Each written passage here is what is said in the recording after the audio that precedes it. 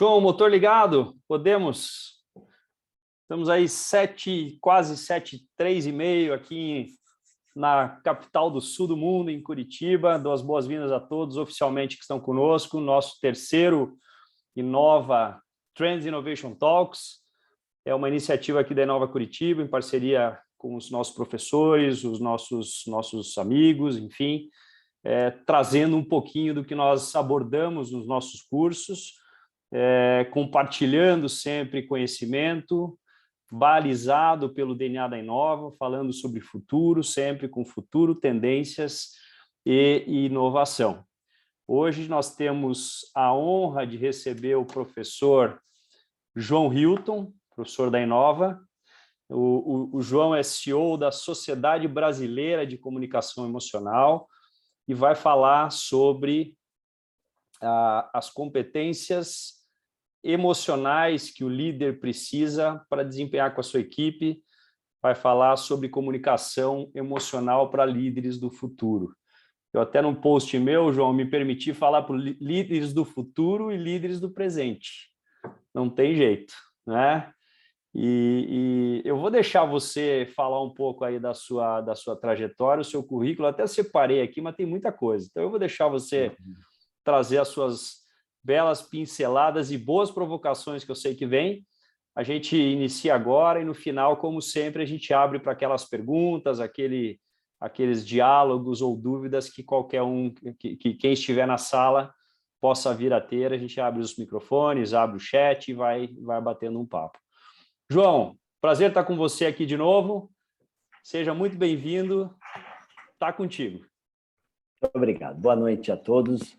Muito obrigado ao Rodrigo pelo convite. Eu quero começar, antes de me apresentar, eu quero começar assim, como dizem aqui no interior do estado de São Paulo, de sopetão, e contando uma história para vocês. E uma história que eu vou ler de um livro, eu até sei a história, mas as palavras estão tão bem encaixadas aqui nesse livro, que é mais ou menos a tônica que nós vamos conversar hoje. A história se chama O Príncipe e o Mago. Era uma vez um jovem príncipe que acreditava em tudo, exceto em 3 coisas. Não acreditava em princesas, não acreditava em ilhas, não acreditava em Deus. Seu pai, o rei, disse-lhe que tais coisas não existiam. Como não havia princesas ou ilhas nos domínios de seu pai e nenhum sinal de Deus, o príncipe acreditou no pai. Um dia, porém, o príncipe fugiu do palácio e dirigiu-se ao país vizinho. Lá, para o seu espanto, viu ilhas por toda a costa e viu nessas ilhas criaturas estranhas e perturbadoras, às quais nem se atreveu a dar nome. Quando ele estava procurando um barco, um homem vestido de noite dele se aproximou na beira da praia. Estas são ilhas de verdade? Perguntou o jovem príncipe. Claro que são ilhas verdadeiras, disse o homem vestido de noite.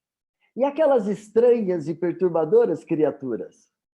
Ora, são todas autênticas e genuínas princesas. Então Deus deve existir? Bradou o príncipe.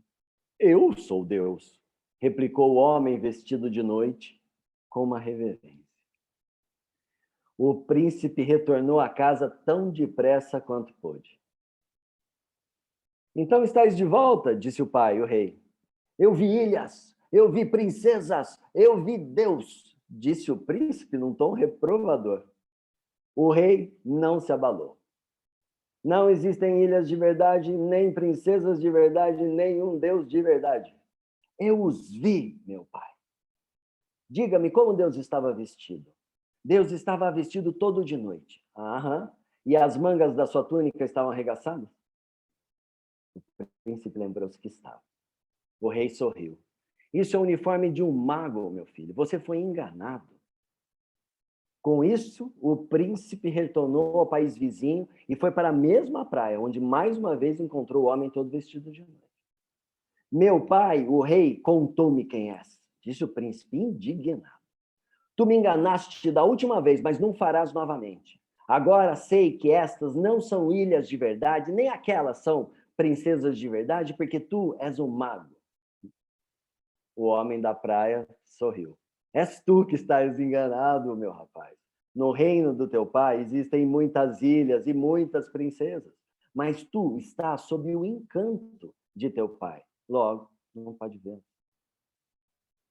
O príncipe, cabisbaixo, voltou para casa. Quando viu o pai, fitou nos olhos. Pai, é verdade que tu não és um rei de verdade, mas apenas um mago. O rei sorriu e arregaçou as mangas da túnica. Sim, meu filho, eu sou apenas um mago. Então o homem da praia era Deus? Não, o homem da praia era outro mago. Mas, meu pai, eu tenho que saber o que está além da magia. Preciso saber da verdade. Não há verdade além da magia, disse o rei. O príncipe ficou profundamente triste e disse: eu me matarei. O rei, então, pelo poder da magia, fez a morte aparecer. A morte ficou junto à porta e, com aquele seu cajado, acenou para o príncipe. O príncipe estremeceu. Lembrou-se das belas ilhas mais irreais, das princesas belas mais irreais. Olhou para o pai e disse: muito bem, pode mandar ela embora, eu vou ficar por aqui mesmo. E assim que a morte foi embora, o pai abraçou o filho e falou: vê, meu filho, tu também agora começas a ser um mago. Pessoal, nós vamos falar sobre comunicação. Hoje eu trabalho praticamente somente com comunicação, além de alguns atendimentos clínicos, porque eu trabalho como psicanalista e coordeno um projeto de música e saúde mental, neurociência e saúde mental dentro de uma instituição aqui em Campinas. Trabalho em pós-graduações, dou aula em pós-graduações, criei uma pós-graduação chamada Neurociência Aplicada à Educação, que hoje roda o país inteiro, uma outra de educação socioemocional, e agora estamos na segunda turma de uma pós-graduação em programação neurolinguística também criada aí nessa minha caminhada. Nós vamos falar de um tema que não é um tema exato. É diferente de falar agora de um cálculo matemático, a gente põe numa calculadora científica ali e vai chegar num resultado. Então, a minha conversa com vocês é uma provocação, é lógico, uma provocação do bem, sou yogi, comunicação não violenta, não é pela dor, mas uma provocação sadia a respeito de o que é comunicação mesmo, o que nós sabemos especificamente a respeito de comunicação. Por quê? Se nós formos pensar, agora tiveram as Olimpíadas, se nós formos pensar sobre o salto com vara, tem um monte de coisas que aqueles atletas sabem a respeito de salto com vara que a gente não faz nem ideia, porque nós não sabemos nem o tamanho que tem aquela vara que os caras saltam. Então, às vezes, a comunicação ela também passa desapercebida como se fosse um fenômeno que natural ali que acontece e ela vai ser o que é. Ou seja, se uma pessoa é simpática, a outra ela é aceita, se ela não aceita, se ela sabe falar, ela é violenta, se ela não sabe falar, ela é violenta, não é? Ou seja, vão ser julgamentos. Então, eu sou alguém hoje que amo estudar comunicação, e o que eu quero trazer para vocês são curiosidades, mas comprovadas cientificamente, para nos trazer reflexão a respeito da comunicação. Então, eu quero que vocês me acompanhem o seguinte. Durante toda essa história aí do estudo do comportamento humano, na primeira metade do século XX, quando se falava em psicologia, se pensava em alguém que estava passando mal das suas emoções.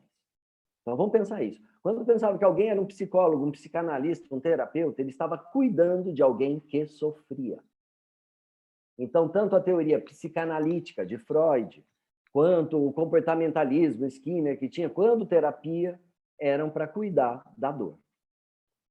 Vem a Segunda Guerra Mundial, causa um trauma no mundo. A Europa fica arrasada. Eu digo sempre que a Europa conta os mortos e os Estados Unidos contam os dólares. Então, os Estados Unidos sai bem dessa guerra.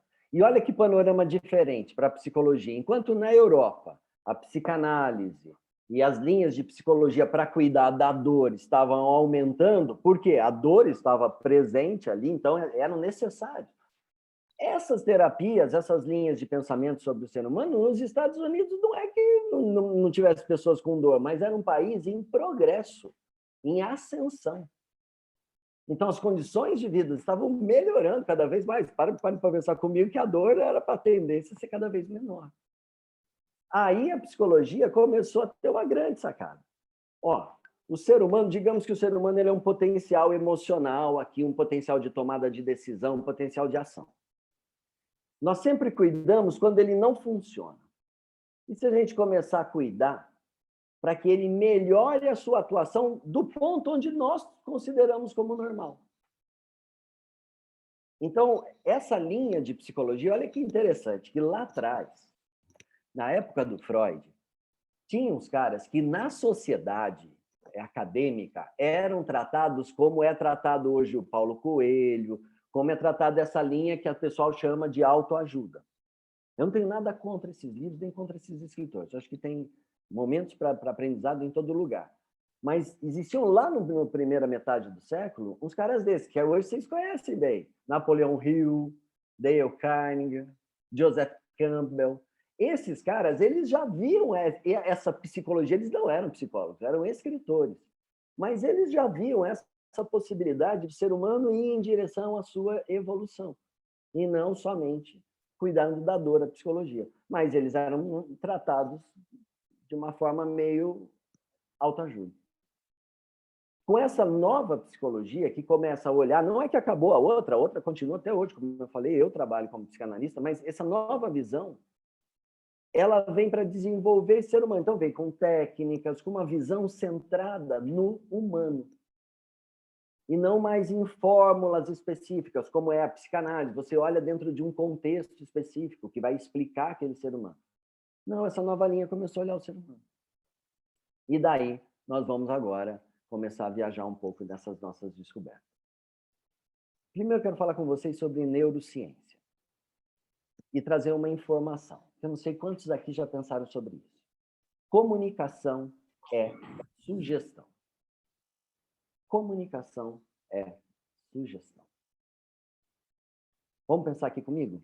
Não tragam para a mente a imagem de um cavalo branco. De forma alguma, tragam para a mente a imagem de um cavalo branco.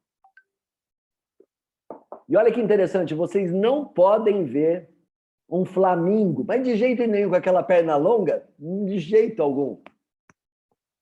O que está acontecendo? Por que todo mundo está vendo? Porque meu cérebro precisa ver a imagem primária para que eu saiba o que significa esses fonemas que eu falo. Então não tem jeito. Quando eu falo, eu gero no outro a ideia, ou seja, eu tenho uma ideia dentro da minha cabeça, a fragmento através dessa tecnologia humana maravilhosa que é a voz e que são as palavras, os fonemas, jogo o símbolo para lá e ele cria a partir disso, dentro do imaginário dele, a cena. Então está comprovadíssimo. Agora vamos pensar uma coisa. A segunda descoberta da neurociência. Além de que comunicação é sugestão, a neurociência percebe que as imagens que você passa no seu cérebro, a partir de agora eu quero que vocês pensem o seguinte, didaticamente, nós temos uma telinha de vídeo em cima da nossa cabeça, todo mundo, e passando o filme daquilo que nós estamos pensando o tempo inteiro, e cada um ia poder ver o filme ali do outro o tempo todo. O que a neurociência diz? Ó, você passa um filme ali. Dependendo de como você se posiciona naquele filme, você tem, dentro do seu cérebro, substâncias que são disparadas que vão fazer ou com que o seu humor fique melhor, com que você tenha descargas químicas, que você fique motivado, engajado, criativo, ou dependendo das imagens, você vai ter descargas químicas que vão te deixar para baixo, sem criatividade, desanimado. E tem nomes específicos, dopamina, serotonina, ocitocina. Tem os mais negativos em doses altas, como cortisol, noradrenalina. Não tem essa substância. Mas o que a gente sabe? Que se eu pedir, se eu sentar agora na sua frente, colocar assim uma meia luz e falar, vamos contar de um momento triste da sua vida, ou abaixar minha voz, a velocidade, e falar, vamos falar agora de um momento triste da sua vida. E se entrar nessa comigo, mas vai dar 5 minutos, está chorando. Por quê? Porque você vai começar a trazer as imagens daquela época, vai começar a ser tomado pela descarga química que essas imagens estão associadas emocionalmente, e vai começar a entrar naquele estado específico.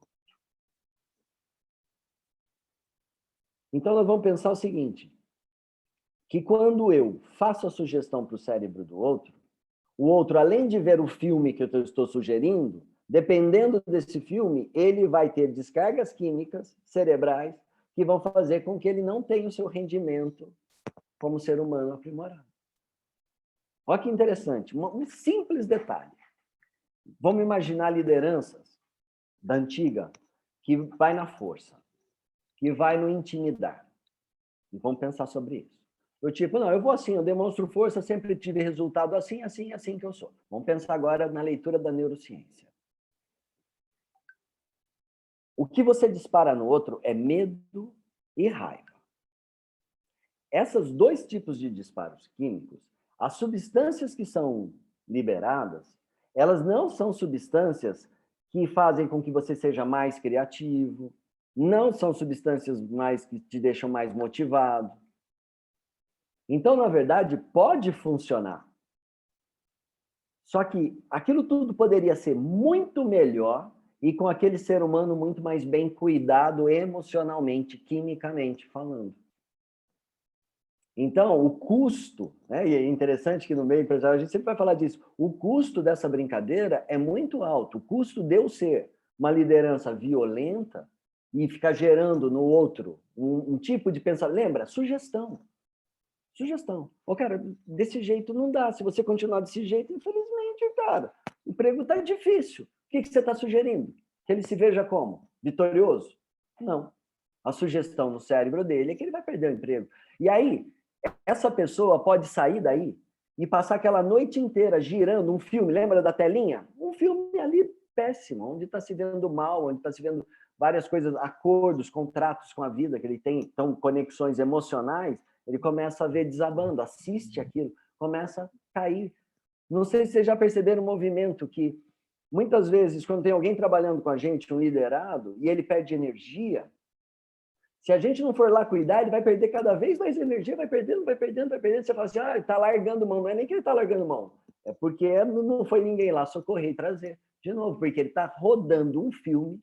Se você experimentar assistir lá, você fala, pelo amor de Deus, dentro da mente dele. Então, olha que interessante, porque aquela história de...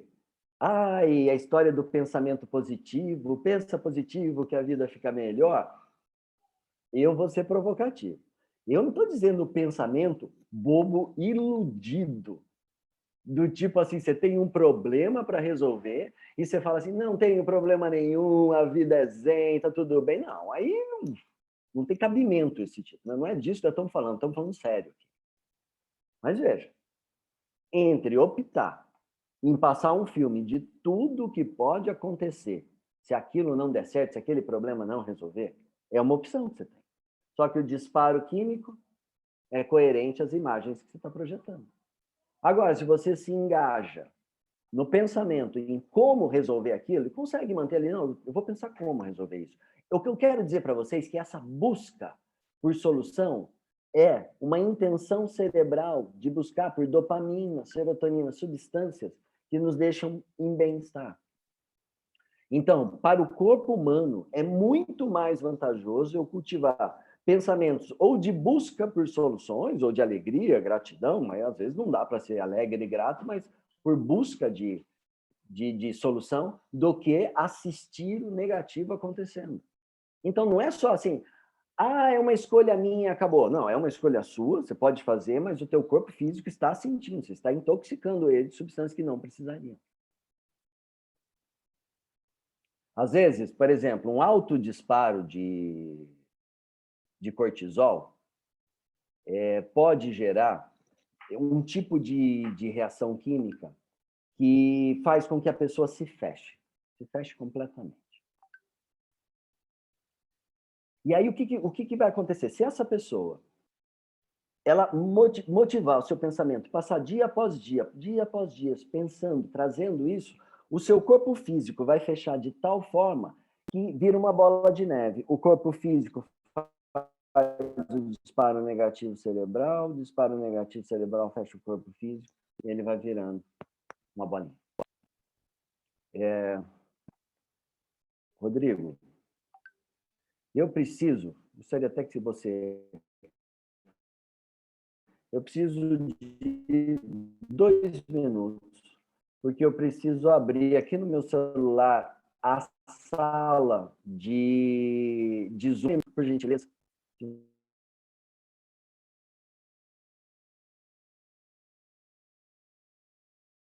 Oi, João, cortou a tua fala, eu só peguei aqui que você precisa de 2 minutos.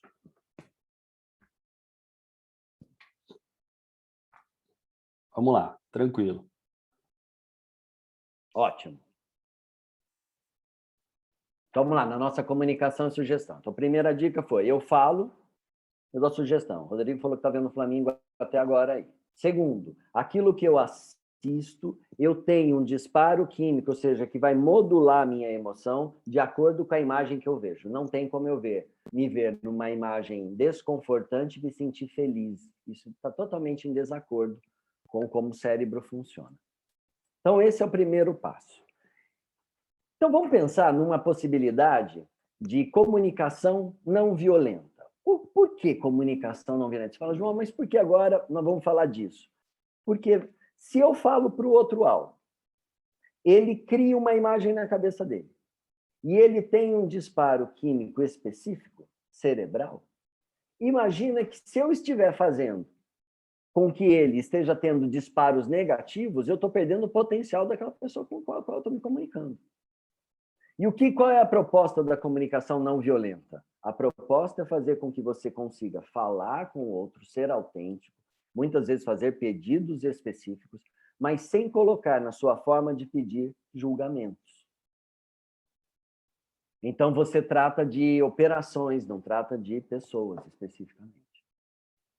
Então, isso, a partir desse conhecimento da neurociência, nós começamos a entender o porquê da necessidade, por exemplo, de uma comunicação não violenta no ambiente de trabalho. Aliás, vem sendo muito procurado, eu venho sendo muito procurado para esse tipo de formação. Por quê? O que se percebe? Se percebe que se uma liderança ela é dura, ela é pesada, poxa, aquele liderado ele fica sempre amuado, inquieto, agitado, ansioso.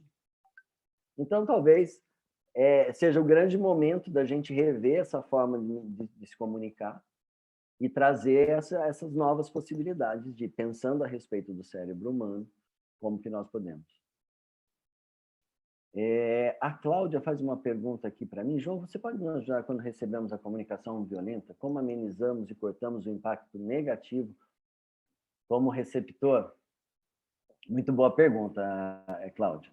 Vem de um nosso gerenciamento emocional. Hoje eu vou falar bastante disso aqui, mas vem de um cuidado que a gente deve ter com a nossa saúde, com o nosso gerenciamento de pensamentos. Mas eu vou responder para você já na sequência dessa minha explanação.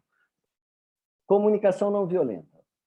Então, o que eu tenho que olhar para me comunicar não violentamente? Primeira coisa, fato é diferente de julgamento. Eu quero que vocês pensem em um problema que pode ter no ambiente corporativo. Pensem num problema de relacionamento.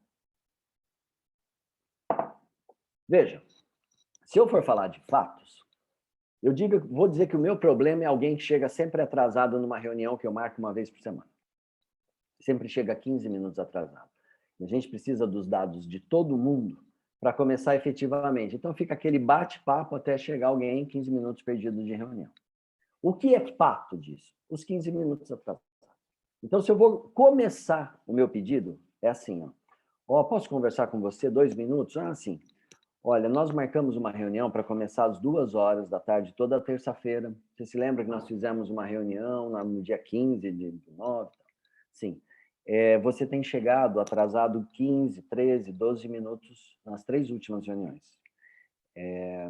Eu fico incomodado, um pouco agitado, ansioso com isso, porque tem necessidade do início dessa reunião ser pontual, às 2h, porque são necessárias as suas informações para que o decorrer da reunião seja aproveitável. Então, eu gostaria que você passasse a chegar às 2h na próxima reunião.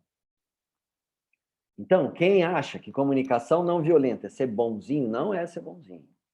Tem nada a ver. Porque, às vezes, você é bonzinho, mas é violento. Você olhar para alguém e fazer assim, Tem que tomar cuidado com o horário. Isso é violento. Se você vai dar um feedback, fala, poxa, você está tão bem em algo, cara, e aqui não está indo bem. Violento. Olha o jeito que está falando, pressuposição. Então, esses tipos de violência que a gente poderia dizer assim, ah, João, mas é mimimi, é historinha. Veja, eu comecei por onde? Lá pela neurociência. Não é. A gente vai ter que ignorar, para a gente continuar defendendo que isso é mimimi, nós vamos ter que ignorar conhecimentos neurocientíficos que falam a respeito da recepção de palavras para o cérebro e o tipo de química que essas palavras disparam. Nós vamos ter que negar tudo isso. Então você fala, poxa, mas agora todo mundo vai ter que mudar a sua forma de falar. Eu não acho que é isso. Eu acho que é um movimento daqueles que estão entrando em contato com essa informação e que acham que vale a pena essa mudança. É um movimento.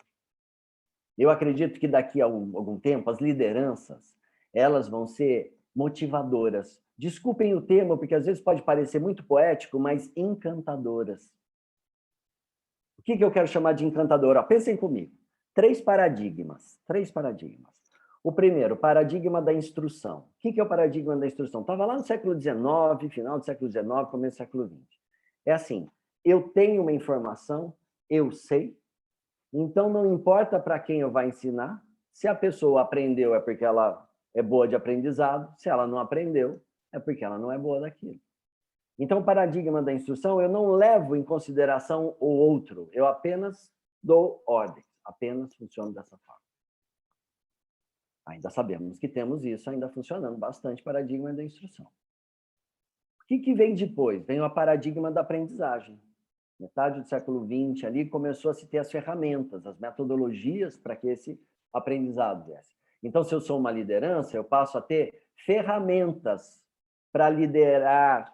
E vamos pensar essas ferramentas, como, por exemplo, a programação neurolinguística, uma ferramenta. Tem gente que acha que é uma filosofia, que é um... Não, é uma ferramenta técnica, quase que engenharia de como usar o pensamento. Então, eu poderia, eu já tinha essa chance de começar a usar essa ferramenta. Então, mudou paradigma do aprendizagem. Então, eu me comunico com a minha equipe e eu tenho ferramentas. Estudei isso, estudei aquilo, mas não deu certo.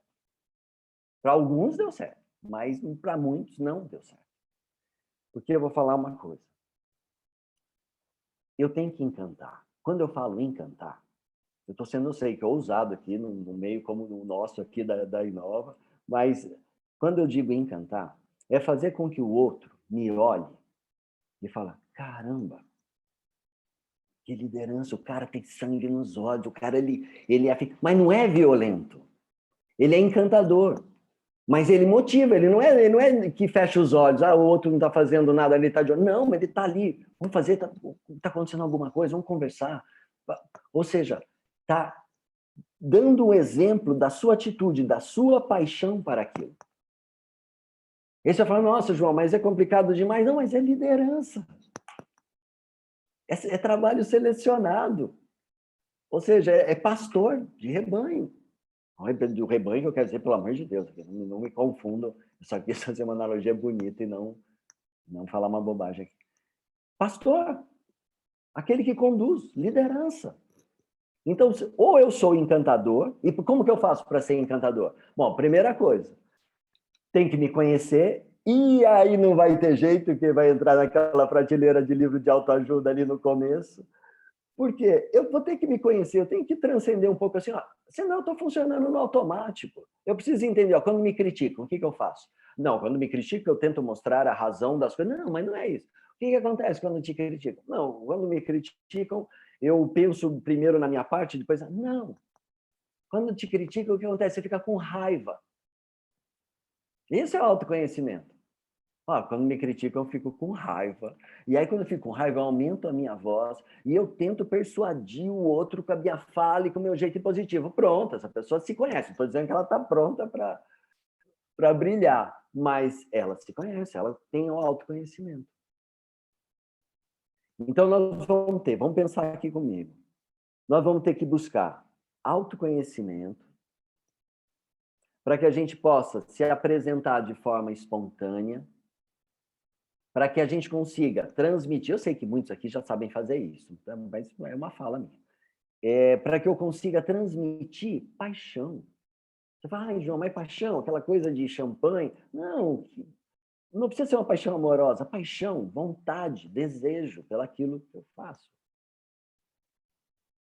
E se você me perguntar, João, mas preguiça disso, tudo bem, nós estamos falando em ser excelentes em algo. Vocês lembram que eu comecei lá no início?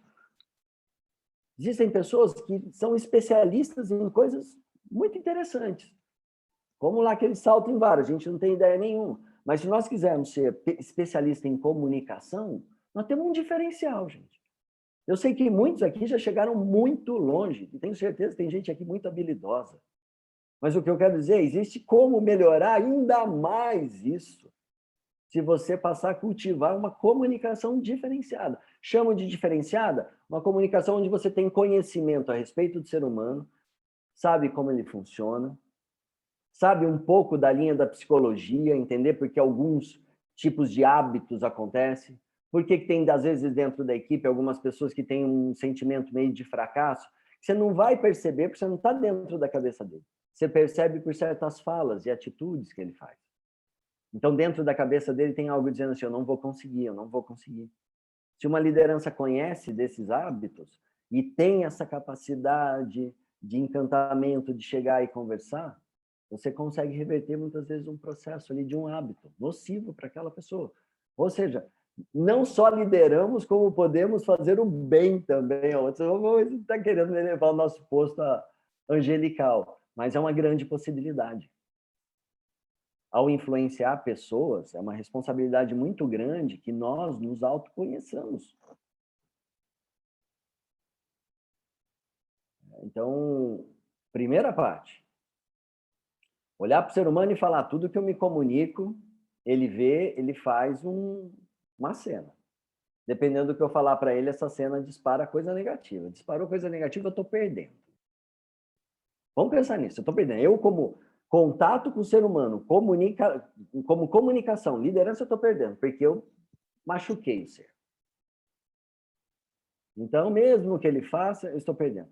Tá bom, o que eu posso fazer? Eu posso começar a ficar atento na minha comunicação, para não perder o ser.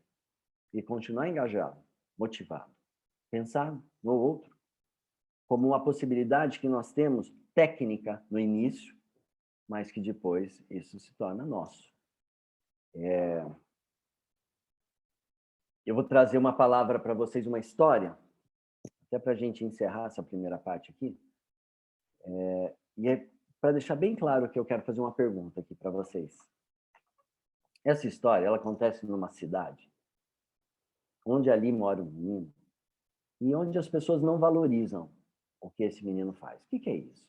O menino vai lá, lava ali o cavalo do cara, o cara fala, menino, sai para lá, ficou feio, ficou horrível. Nada que o menino faz, a cidade valoriza. E esse menino começou a se sentir muito triste. E aí um amigo falou para ele, você já foi falar com o mestre que mora lá no alto da montanha? E o menino pegou, subiu a montanha correndo e foi falar com o mestre para ver se o velhinho podia resolver o problema dele ali. Chegando lá, o mestre estava na horta, enfesado, bravo pra caramba, ali mexendo na horta. O menino fala, mestre, posso conversar com o senhor, mestre, um minuto? E o mestre fala, o que você quer? O que você quer? Eu falo, nada, mestre, eu queria uma informação. Você tem dinheiro? Nossa, mestre, eu não esperava que tivesse que trazer dinheiro para ter informação. Você acha que eu vivo do quê? Que informação que você quer? E aí o menino fala assim, eu gostaria de saber como que eu me torno uma pessoa de valor. Aí o mestre fala, eu cheio de coisa para resolver, você vem com esses problemas. E o menino falou, mas mestre, eu só tenho o senhor. Aí o mestre falou para ele, você vai fazer um serviço para mim, se você fizer esse serviço bem feito, eu vou te ajudar. O mestre tirou um anel do dedo, deu para o menino e falou, desce lá na cidade, lá onde tem o mercado de troca, entrega esse anel lá. Vende esse anel por 1 moeda de ouro. Menos que isso você traz de volta. Mas 1 moeda de ouro, vem aqui que eu preciso comprar uns mantimentos, no caminho daí eu te dou a explicação. O menino pegou, desceu até a vila, foi no mercado de trocas, ofereceu aquela moeda para um monte de gente. Ninguém pagava 1 moeda de ouro. 1 moeda de ouro na moeda. E o menino oferece um para outro, o pessoal pega, não vale. Alguns achavam bonito, falavam, não vale. E ninguém pagou uma moeda de ouro. O menino voltou, subiu a montanha, foi falar com o mestre. Chegar lá, mestre, não consegui vender sua moeda, esse seu anel, ele não vale uma moeda de ouro. E o mestre fala para ele, mas quanto que vale, moleque? Aí isso eu já não sei. Mas como que você não perguntou quanto vale? Não. Então vamos fazer o seguinte, você desce de novo. Tem 2 ourives lá na cidade, eles fazem anéis. Vai lá, pergunta o preço do anel. E dependendo do preço do anel, você vem aqui e me fala, a gente vende por isso. Se for só um pouquinho abaixo de uma moeda de ouro, a gente vende. Menino pega, fala, tudo bem, mestre, desce de novo, vai lá na casa do primeiro ourives, entra com o anel. Fala, senhor ourives, o senhor pode avaliar esse anel, porque eu vou vender lá no mercado? O ourives olha o anel, fala, esse anel não vale muito não, viu? Daí o menino falou assim, como que não vale muito? Tô brincando, menino, ele vale 30 moedas de ouro. Daí a menina fala, 30 moedas de ouro? Você tem certeza disso? Sim. Ele sai de lá meio espantado, sai com o anel na mão, fala, isso aí deve ser meio doido. Entra no segundo ourives. O segundo ourives examina, fala, você está precisando de dinheiro logo? O menino falou, sim, consigo pagar 35 moedas de ouro. O menino volta, correndo, voando para o alto da montanha. E quando chega lá, fala assim, mestre, estamos ricos. E o mestre fala assim, mas como estamos ricos? O seu anel, vale 35 moedas de ouro, você vai comprar outra casa, você vai viver da riqueza. O mestre olha para ele, pega o anel, coloca no dedo, pega a canequinha de chá, bebe, olha para o menino e fala assim, menino, você não veio aqui para vender meu anel, veio? O menino, não, o senhor que me ofereceu para vender depois, mas não foi por isso que você veio me procurar. Ele falou, não. Então, você veio me procurar porque você queria saber como que é que você se torna uma pessoa de valor. Enquanto você frequentar mercados de troca, onde as pessoas barganham valores, ninguém vai te dar valor.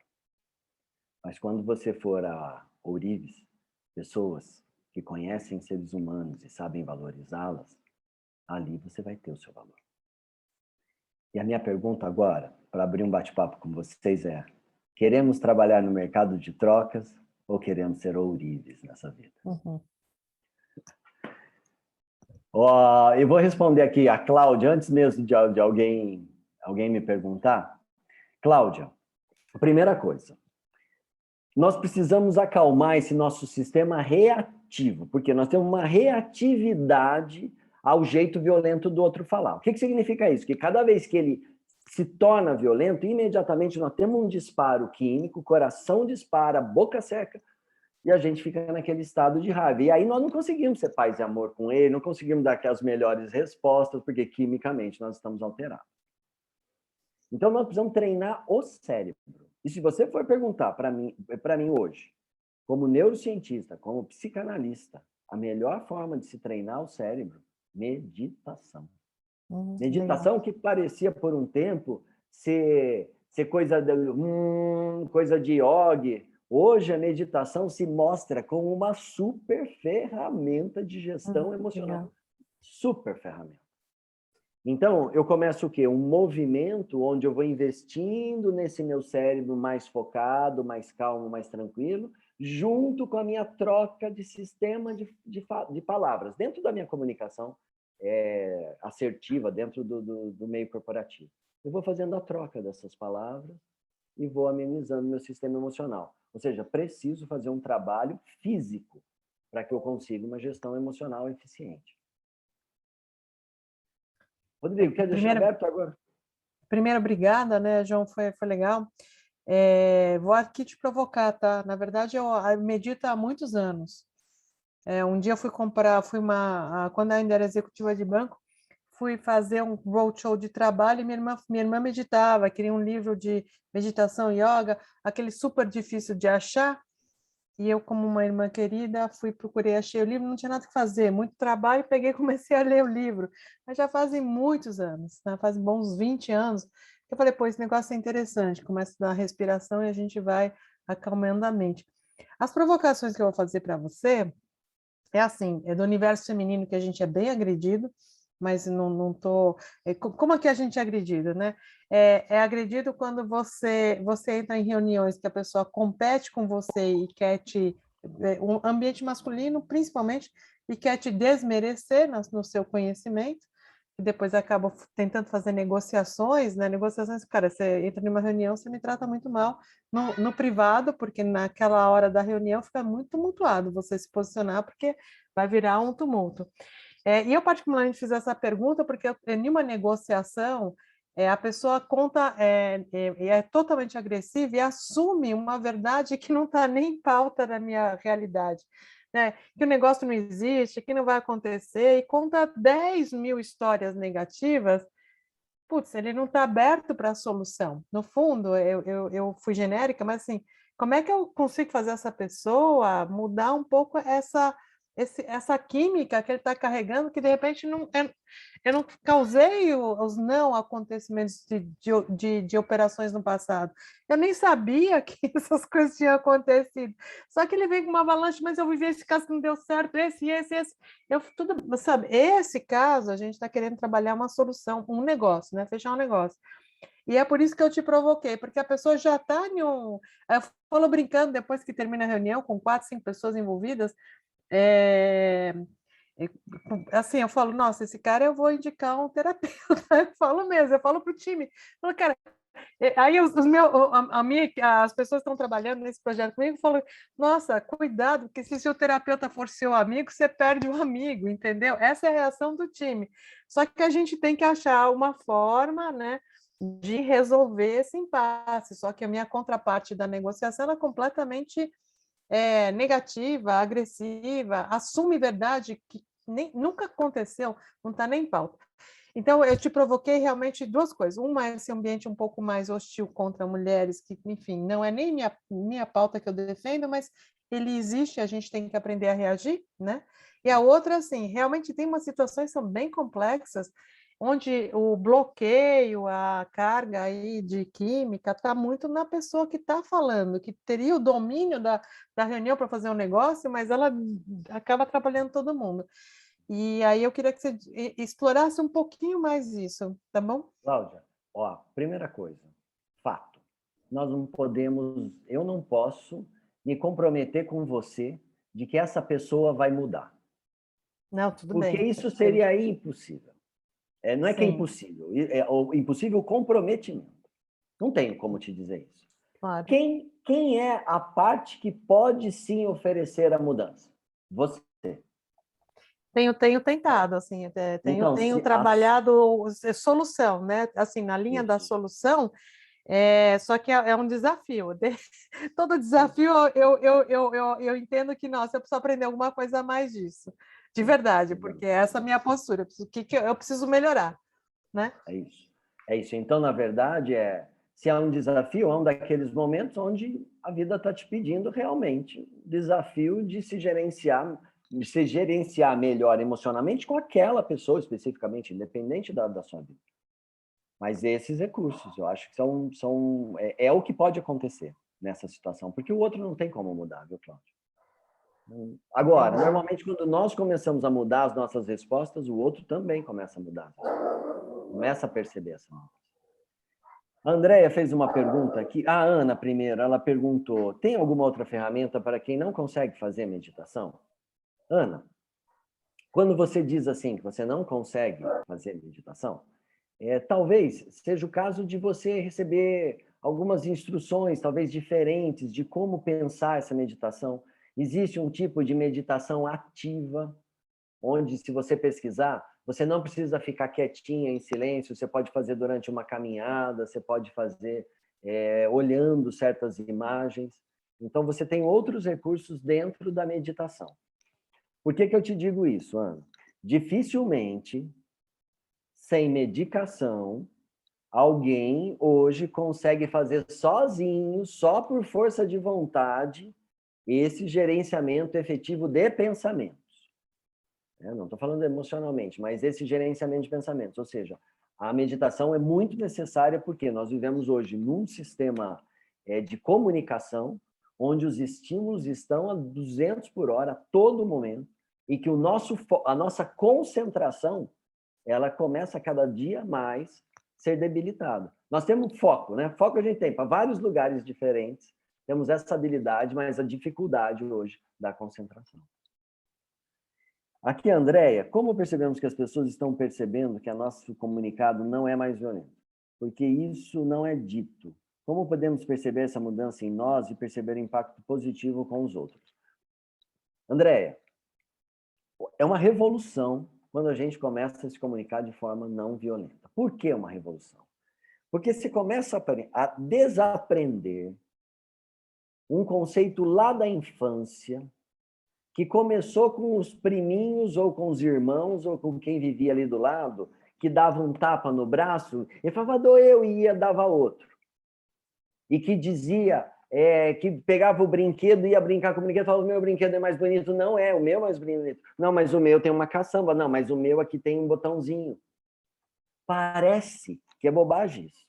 Mas isso é um estado comportamental já gerado lá na infância, da disputa. Isso é social. É uma disputa, é uma sociedade competitiva. Esse é o caráter da sociedade. E não é para pôr defeito em nada, não estou aqui para criticar o caráter da sociedade, falando tecnicamente como acontece. Então, nós somos instruídos a ser guerreiros. Até olha o termo usado, somos guerreiros. Guerreiros, ou seja, nós vamos para cima. Então, nós temos esse ímpeto em ser violento. Quando nós começamos a ser ousados e não praticar isso, no início, a gente pensa o seguinte, eu vou sair por baixo. Eu vou sair por baixo. Mas não é esse o resultado. Porque você toca o outro quando você não é violento. Eu tenho um caso onde um grande amigo, na época, era o CEO da empresa que eu trabalhava, e ele me chamou a atenção durante uma reunião, de um jeito que eu fiquei exposto aos meus pares.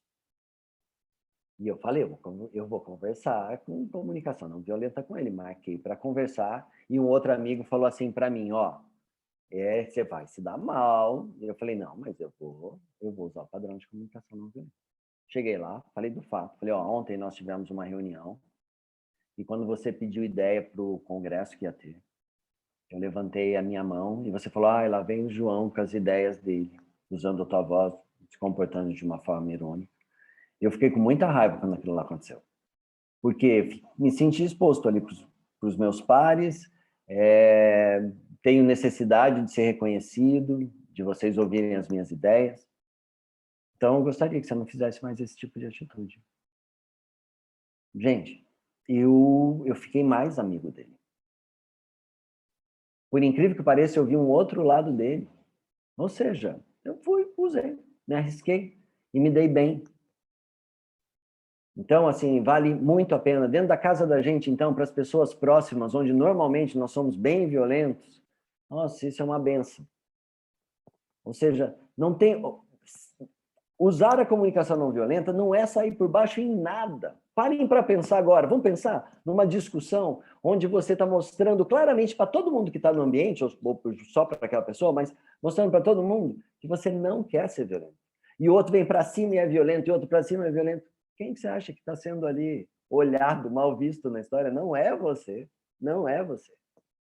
Isso não é ser fraco, é diferente. Diferente de ser submisso, baixar a cabeça. Não, aí é outra história. Estamos falando de outro comportamento. Não, de não usar esse padrão de violência. Olha aqui, César Andrade, rapaz. Saudade de você, César. A recíproca verdadeira, meu amigo João. Meu amigo, apareça aqui. Apareça para ser acolhido aqui na Terra. Vamos lá, com certeza. Muito bom. Muito bom. João, aqui pelo chat eu estou acompanhando, não temos por enquanto nenhuma pergunta. Alguém quer abrir o microfone? Fiquem à vontade, por favor, pessoal.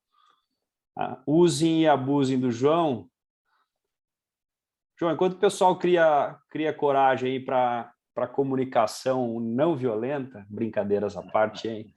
Obviamente. Eu tenho uma pergunta, acho que a gente pode... Você, entre as suas sessões aí individuais e coletivas dentro das organizações, das empresas, que resultado você percebe quando as lideranças entram buscam essa comunicação mais assertiva dentro do âmbito da comunicação emocional? Que resultado você tem visto acontecer?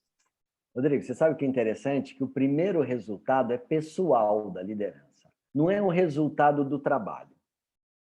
Eu costumo perceber assim que as pessoas trazem assim para mim, cara, é tão bom, você sabe que é bom? Eu não sabia que era legal ser assim.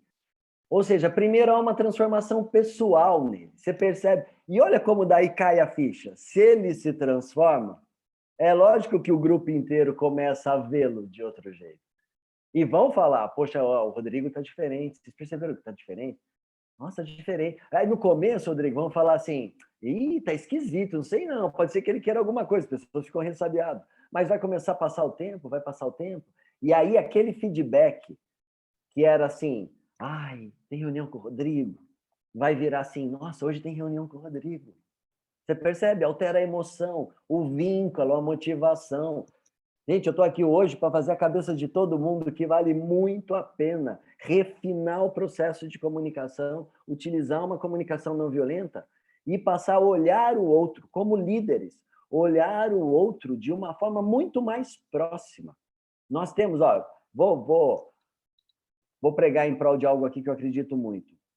Nós doamos muito amor e sabemos muito o que é amor quando nós pensamos na nossa família. Né? Pais, nos nossos filhos, nos nossos irmãos. Aí nós sabemos o que é doação de amor. Mas muitas vezes nós deixamos bem separadinho, do tipo assim, as pessoas que eu trabalho não tem nada a ver com eu amar. As pessoas da minha casa têm a ver com eu amar. E eu quero fazer uma provocação para vocês. Por que não pode amar os outros? Talvez não seja fácil de começo. Mas se eu começar a olhar, ó, imagina assim, amanhã você chega para trabalhar, você olha. Fala, nossa, mas eu não estou amando essas pessoas. Mas aí você fala assim, mas o João falou para eu tentar. Eu vou olhar, ver o que ele tem de bom. Por que não? Isso facilita e muito um processo de transformação na comunicação. Só essa intenção o outro vai perceber. Então, Rodrigo, eu percebo primeiro essa mudança e depois uma mudança de maior produtividade, o engajamento. Eu acho que principalmente o equilíbrio emocional dentro de uma equipe.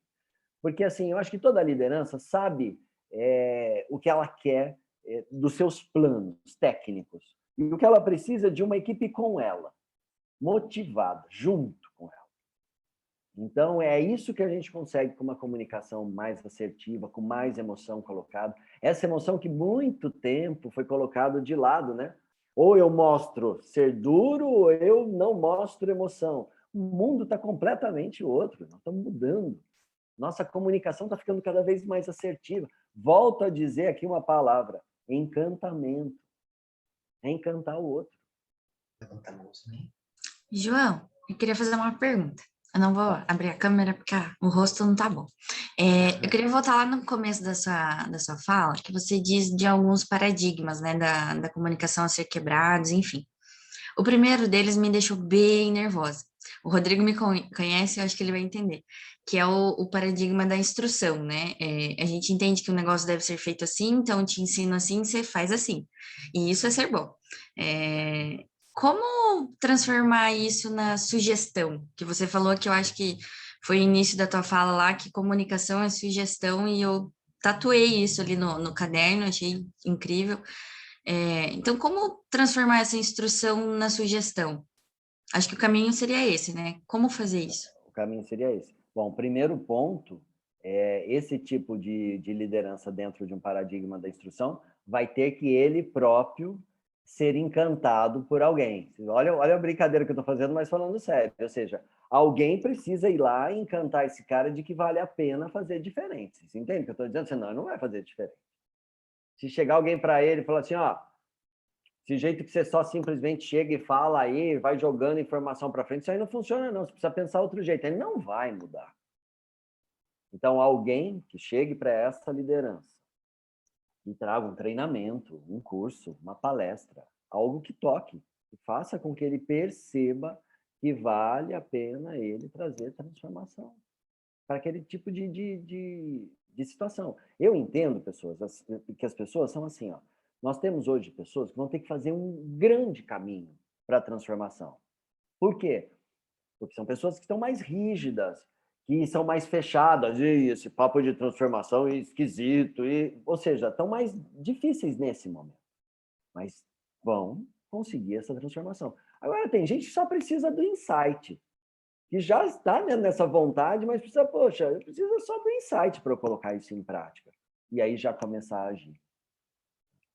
Então, Fernanda, não sei se eu respondi para você, mas é necessário... Respondeu sim. Encantar esse ser. Eu estou usando esse termo aqui, eu gostaria de dizer para vocês, encantar o que é?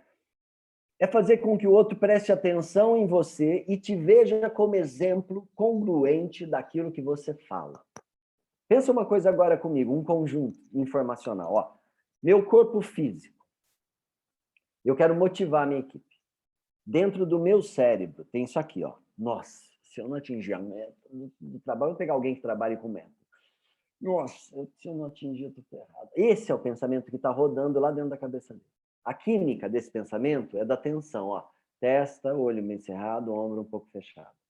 E olha a ideia criativa dele. Eu vou conversar com a minha equipe, eu vou motivar aquelas pessoas a conseguirem me ajudar nisso. E aí ele vai tentar motivar a equipe com palavras, mas o corpo físico dele não está motivado. Ele não vai ser encantador. Ô, pessoal, a gente precisa agora, sabe, estar junto, nós somos uma equipe, e agora é o momento da gente superar a testona franzida, a voz embargada, ele está tentando, mas a técnica não vai funcionar.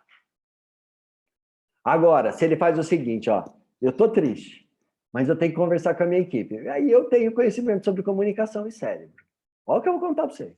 Eu pego um celular, vou lá no Spotify, ponho uma música que me deixa muito para cima, alinho minha postura, se for dentro do lugar que eu trabalho, fecho a porta ali, alinho, fico de pé, ponho aquela música, respiro fundo. Começo, naqueles minutos, como um profissional da comunicação, começo a pensar em tudo de bom que pode acontecer também, se as coisas derem certo. Respiro 2, 3 minutos, entro e vou para motivar. Aí tudo que eu tinha para falar, eu falo. Pessoal, agora é o momento da gente estar junto nessa. Eu tenho certeza que nós podemos sair disso junto. Ó, a voz vem motivada, a emoção vem, você cora o rosto. Aí, você consegue ser encantador. Mas vocês percebem que aqui eu não estou querendo trazer uma coisa mágica, do tipo, olha, seja encantador e tudo mudou. Tem trabalho. Trabalho desde o trabalho emocional da fala até esse trabalho de autoconhecimento, que é uma coisa pessoal. Mas venho aqui para provocar que existe essa possibilidade. Nós somos essa potência de ser. Nós temos 1 petabyte de memórias nesse cérebro. A gente seria capaz de falar 10 línguas, conhecer física quântica, fazer um monte de coisas ao mesmo tempo. Esse cérebro é ultra potente. Será que a gente não consegue ter uma comunicação não violenta e ganhar esse upgrade na nossa vida como pessoa?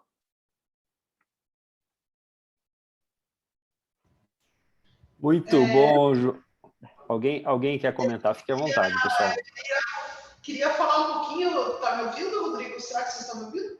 Sim, pode falar, sim, Sabrina. Estamos aqui, vamos lá. Boa noite, tudo bem? Boa noite a todos. Boa noite. Eu estava fazendo uma reflexão aqui. Eu sou líder, sou arquiteta, pratico a minha liderança aqui no meu escritório de arquitetura, uma equipe.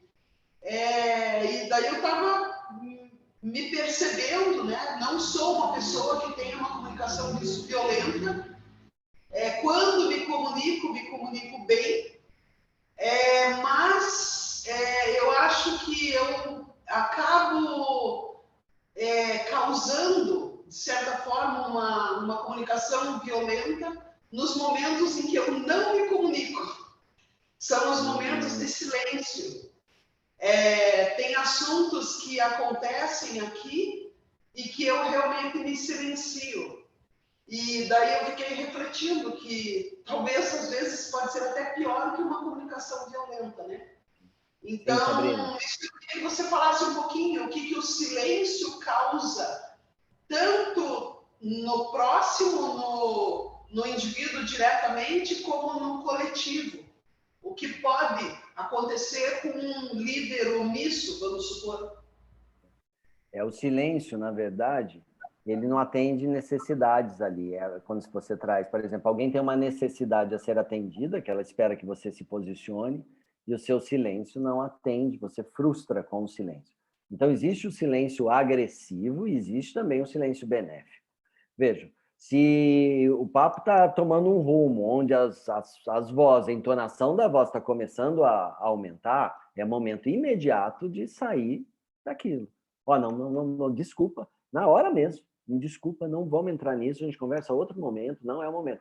Por quê? Porque é uma saída imediata que eu tenho para não entrar nesse vórtice de violência. Então, o silêncio, dessa forma, ele é positivo. Agora, ele é negativo quando alguém faz uma pergunta para você, mas o que está acontecendo? Por que você está dizendo o que você está dizendo? Ué, só pensar.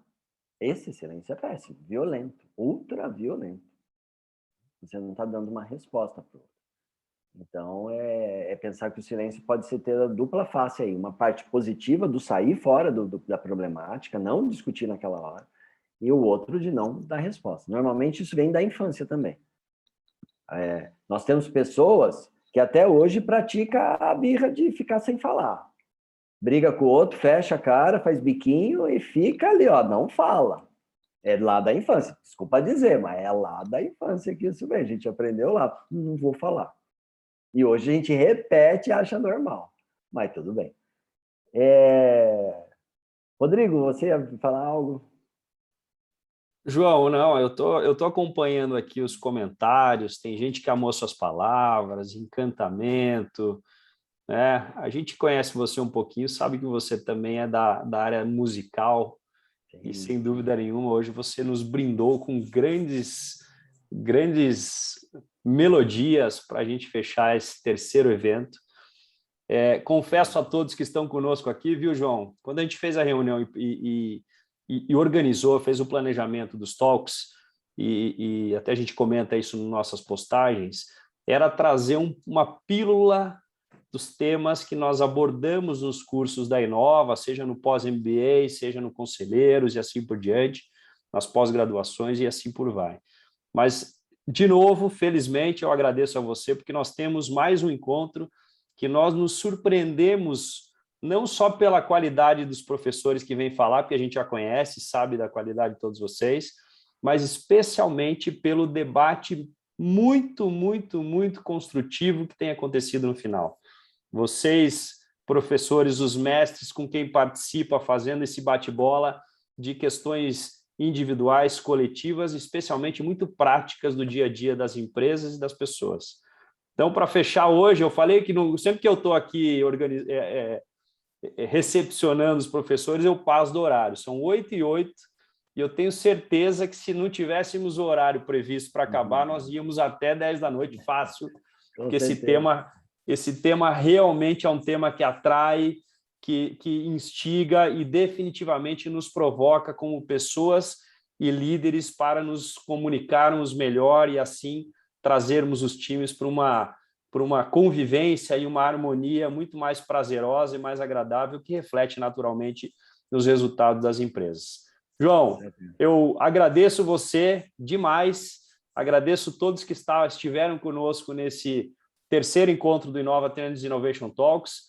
Fica o convite, dia 21 de setembro, confirmadíssimo, teremos o nosso quarto evento, mais um evento também com essas boas informações.